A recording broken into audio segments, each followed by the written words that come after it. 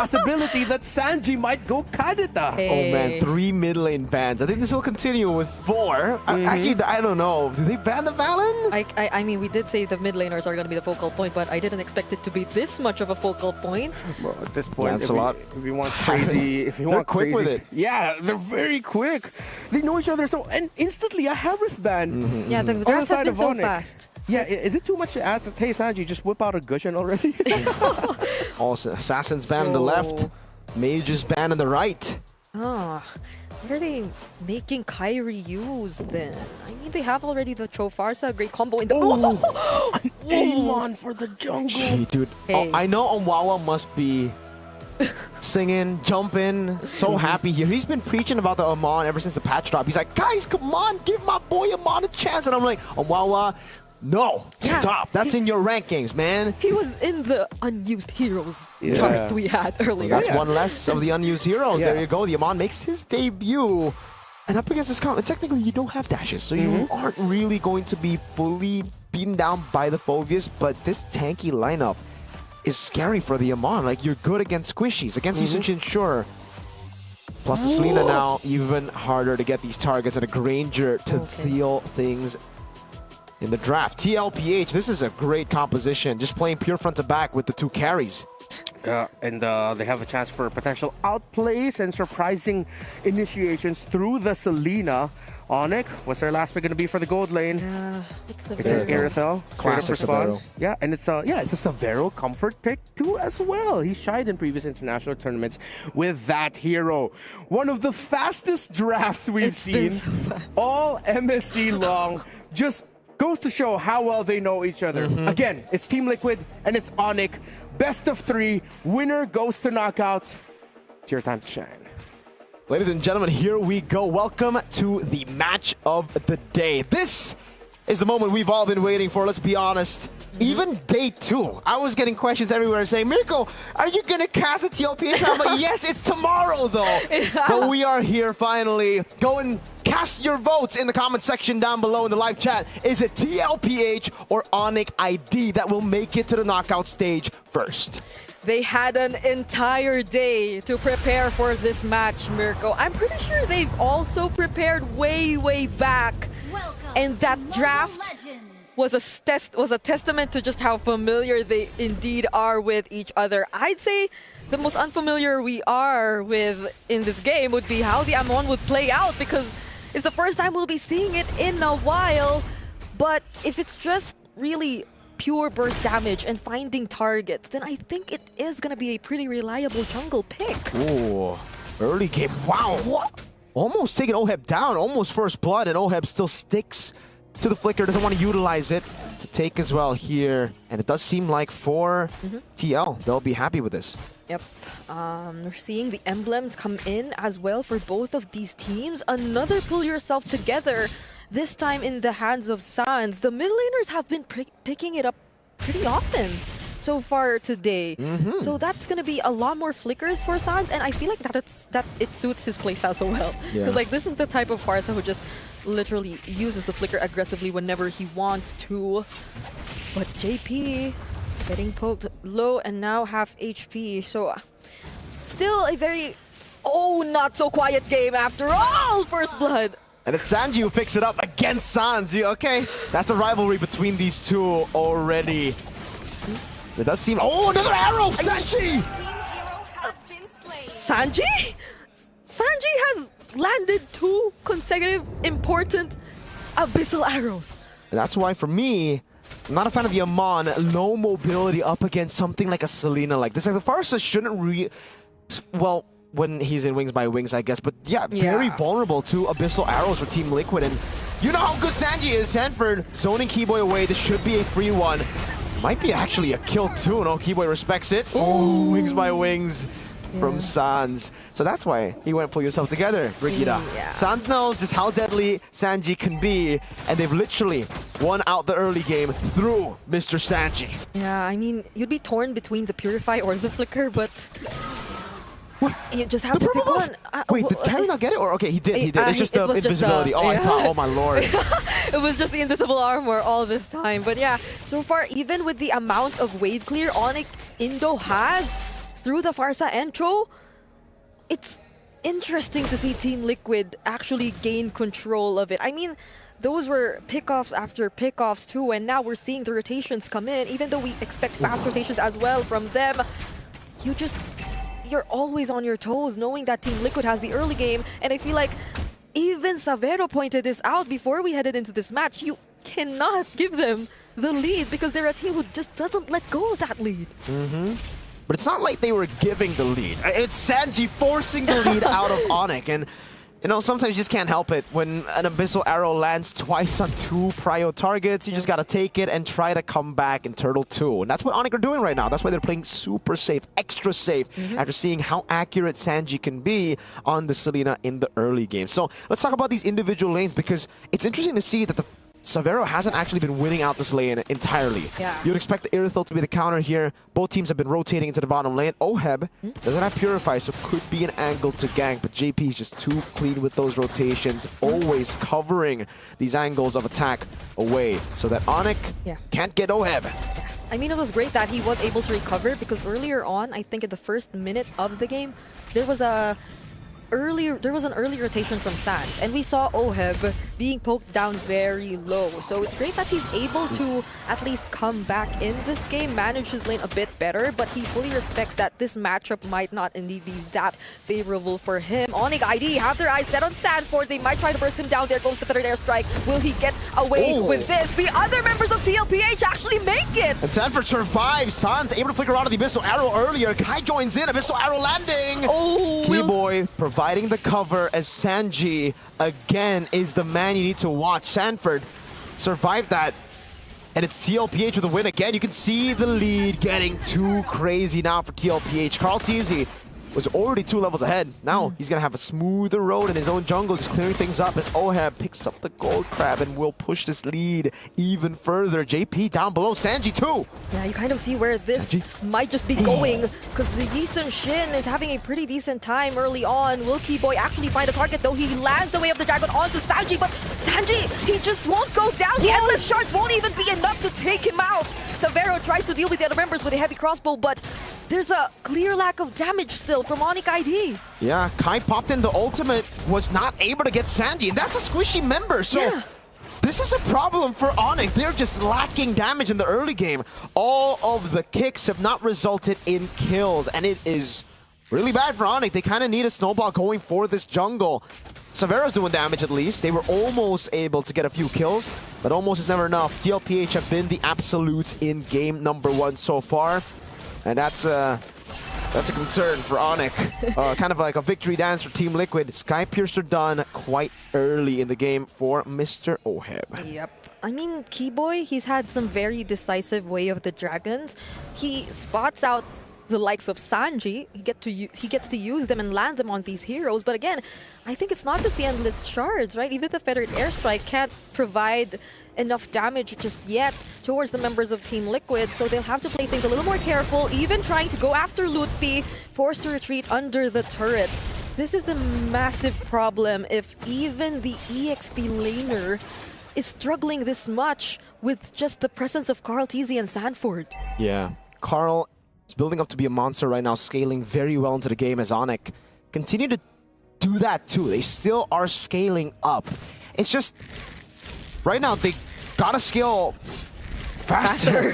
TL are doing it at such a rapid pace that Onyx might actually get outscaled. Keyboy jumps in with Jikundo and the way to Dragon cancelled. The Dark Wave actually cancels it. Endless Charge this time gets to take Sanji down, but JP finds the kill onto Keyboy and is blocking the path of Xavero as well. Oheb also makes it to the fight. Carl Teasy looking for some targets, but they find Xavero! What a Dark Wave with the flicker. Xavero kiting away. Oheb with the shot. Xavero taken down. Lupi now pops in Vengeance. Oheb caught in the bad spot. Dark Wave landing onto Sans. Sanford gets him down. Now it's a shield unity. How did they put themselves in this spot? Now Kyrie's finding the way to clap back. Infernal Pursuit's coming in for Sanford, but that won't help him get out alive. It's such ripple for Lutfi this time. That's the fight that Onyx ID have been hoping for since Turtle 1, and it finally opens up in Turtle 3. Keyboy doing a good job at zoning. Carl still able to secure the purple as Kai gets the turtle. Gold lead now down for TL to 1,000. Let's take a look at that fight against Sanford. What an amazing Dark Wave to land on Severo with the flicker there. Even Severo wasn't aware of that, but it did put the rest of TL into chasing mode, and that's what you don't really want up against this composition. Kai got an easy flank, was able to clean up, and it's a CCO. Yo, and I feel like that was too aggressive from Oheb as well. He had to commit the flicker to chase after an Irithel. And you know that Irithel are the more favorable matchup when it comes to the Granger because you'll have to have a bit more precision in terms of landing those Rhapsodies. And then again, they found themselves in the middle of 2 turrets of Onyx ID, so things weren't looking too good for that fight. And fortunately for Onyx, they find a way to somehow catch up. There still is a significant lead, especially in terms of the gold laners. But Kairi, after that moment, at least he's able to close the gap to a 300, 400 gold lead.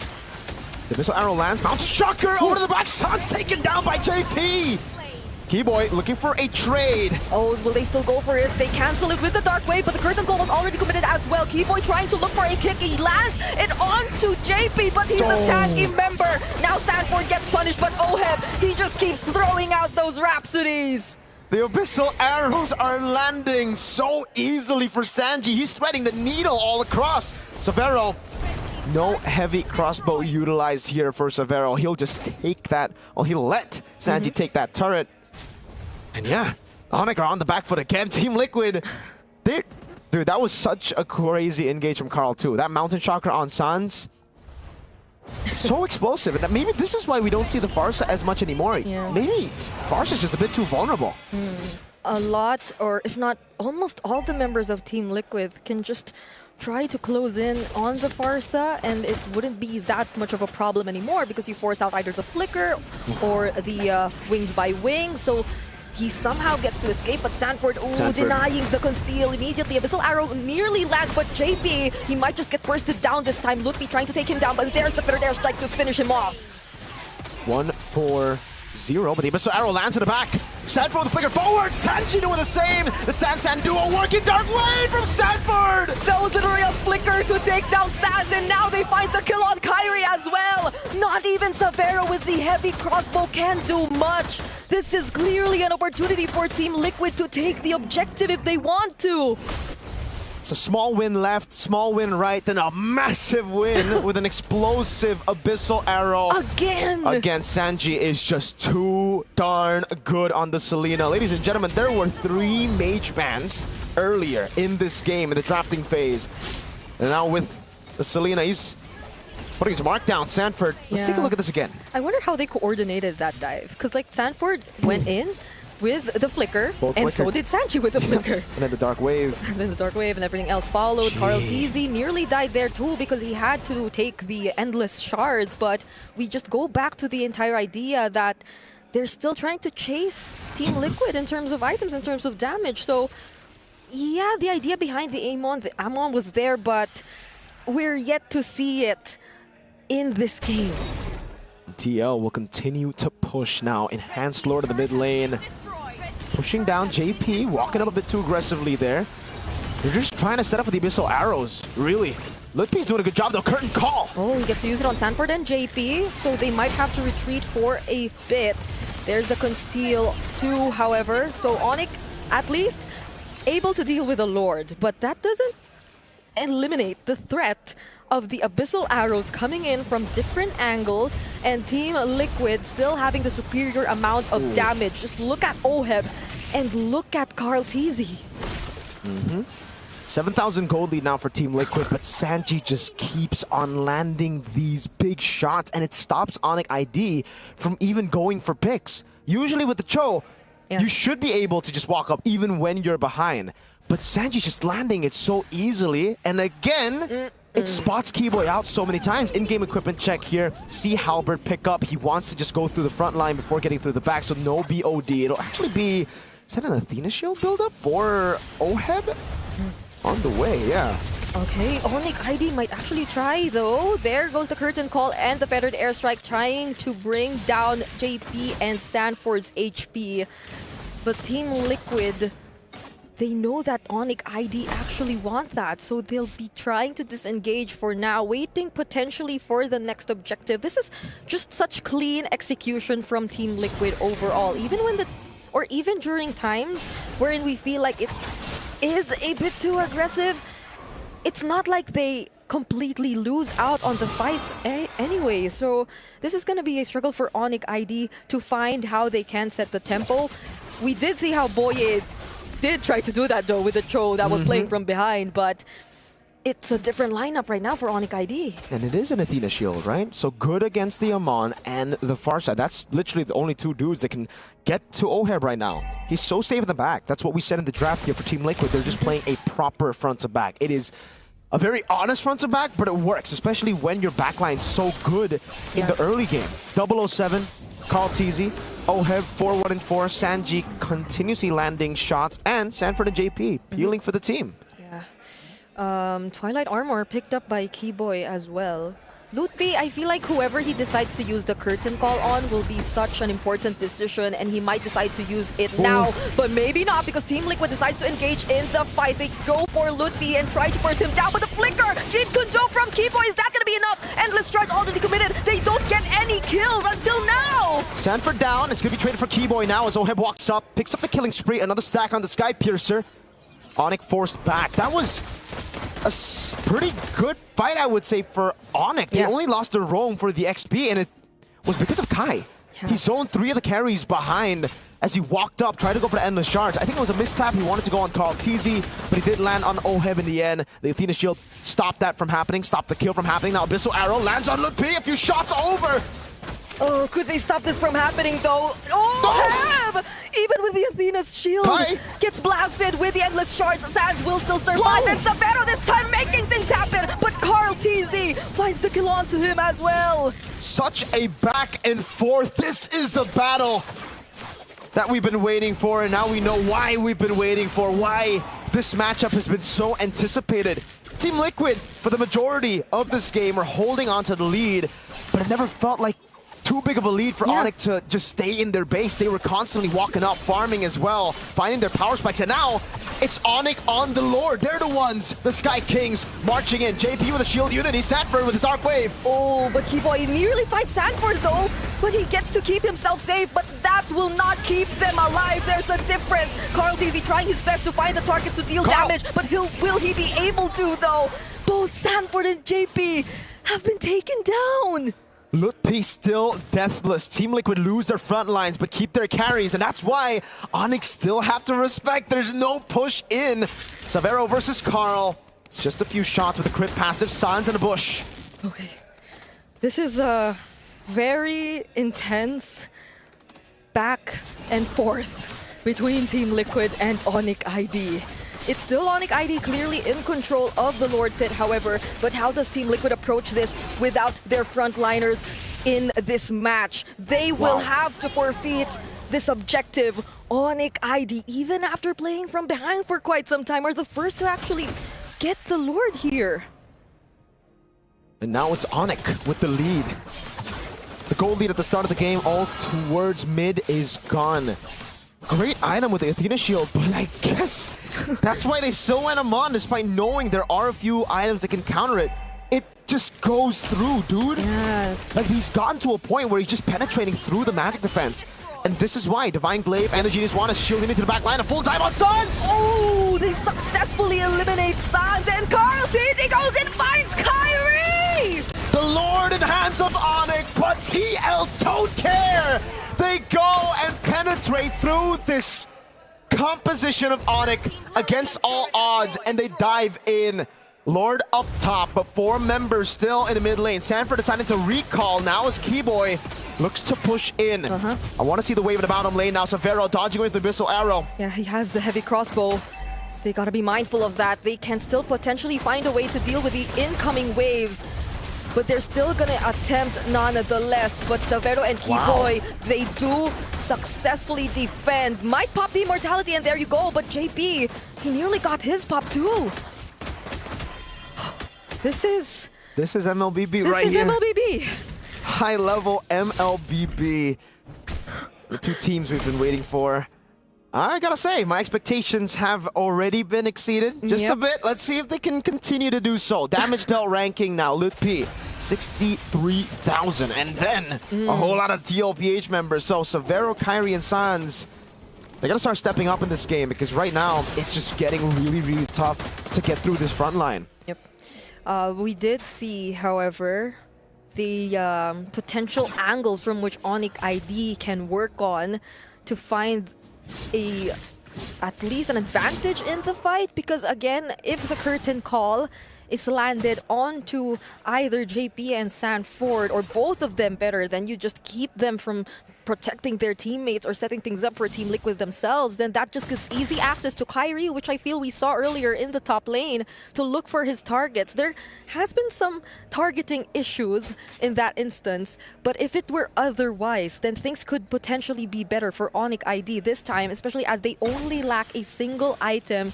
for Kairi to complete his build, and Severo, on the other hand, has completed his, even has the Wind of Nature. So I like how the gold laners really acknowledge that they have to keep themselves in the fight, much to a point where we also see an Athena's shield, but proccing the passive is gonna be critical for OHEB. Holy Crystal done for Kai, Divine Glaive for Sans as well. So we were talking about them having to get more damage to actually go through the front line. There you go. Holy Crystal, Divine Glaive, they have more penetration, they have more brute force damage on Kai with the Holy Crystal. Good Shenpu from Keyboy, might be going for the pick now, goes for the Jeet Kune Do, doesn't actually end up going for the Weighted Dragon. Good Abyssal Arrow stops Keyboy in his tracks. Yep. The wave up top is favorable for TL. That's slow push. Yeah.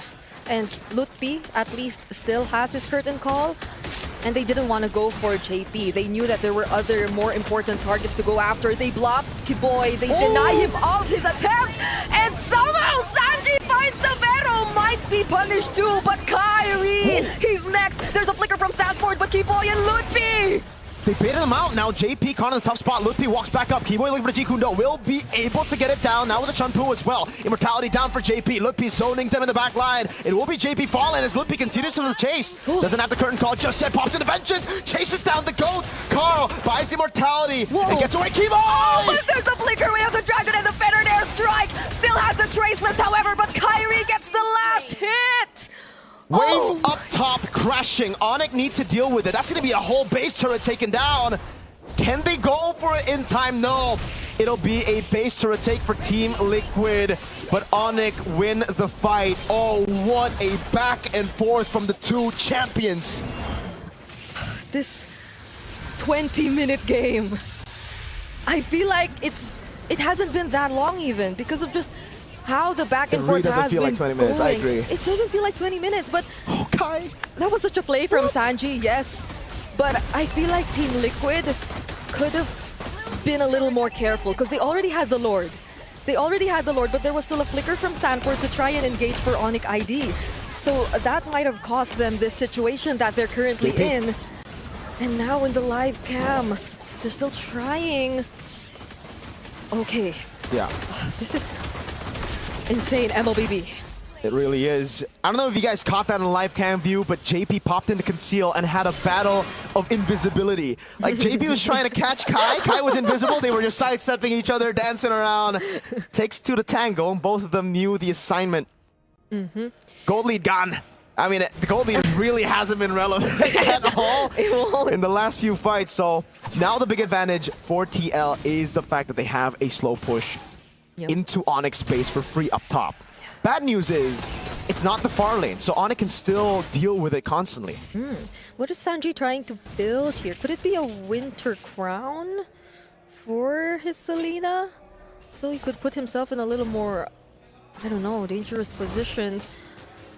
OHEB picks up the War Axe too, adds it to his build on the Granger. This is the point wherein we'll probably see a lot more item swaps here and there. I mean, even that clutch immortality from Carl TZ, that was definitely something. But this is going to be the 20-minute mark Lord that they are going to fight for. Yeah. OHEB has sold his boots for a War Axe, so additional sustain to deal with Onyx ID's burst. for Severo, he's also sold his boots. He's bought the Windtalker, I believe, earlier. So additional movement speed from the Windtalker. Some damage, there you go. From Carl Sanford jumping in on his Sans. Sans a flicker. Jumps over the Winter Crown as well. He gets to intercept the Wings by Wings, but now it seems like Team Liquid, they're feeling the damage from Onyx ID, but no, wait, it's actually Kairi who's first to fall. That's a lot of damage coming in from Severo. Nearly takes down JP, but he survives. How on earth did they find Kairi in the midst of everyone else? How on earth have we only lost 2 members? One from each. Kai dying, yes. Sanford dying too. The Battle of Winter Crowns and a missile arrow landing. If he was ready for that could have been different there. But yeah, Sanford jumped in with the Infernal Pursuit and then popped in the Winter Crown. Same goes for Lutpi early with the Curtain Call. Keyboy walks up again, puts down the Curtain Call, will be able to go for the chunk. Abyssal Arrow, that's a shot poo into it! Yeah, they already used the Mountain Jumper as well, but Cairo TZ still gets the last hit.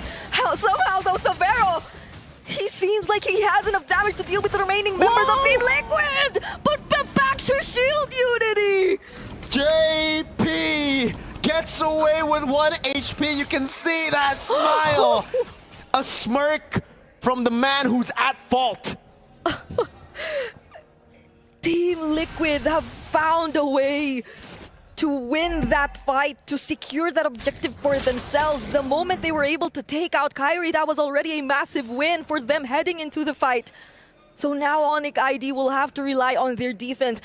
At least for Severo though, he does really have a lot of damage to bring out, but he cannot let the Abyssal Arrows land. He cannot let any other member of Team Liquid interrupt his attempt to defend for his team. And the problem right now is, Abyssal Arrow landing, Sanford jumping in! Oh, they actually tried to burst down Keyboy, pops his immortality, but JP might get punished here. They still don't get to take down the turret, and Onyx ID have clearly capitalized on that. Lutpi trying to make things happen. Kartizi receives the endless shards, and Kairi finds the kill! Another turn, Onyx defend! Flashbacks to 2023 MSC when Liquid got all of the Lords constantly, but Onyx just defended over and over again. Liquid have gotten 3 base turrets, so yes, they lose 3 members, but it's still worth it for them. Those 3 members will spawn, the base turrets will not. I don't know about this. Was this necessary? Did they really need to do that? And if they wanted to, I think they should have just done it around the Lord. Oh, Keyboy with a kick over to Sanji. No one there to follow it up in the live cam view.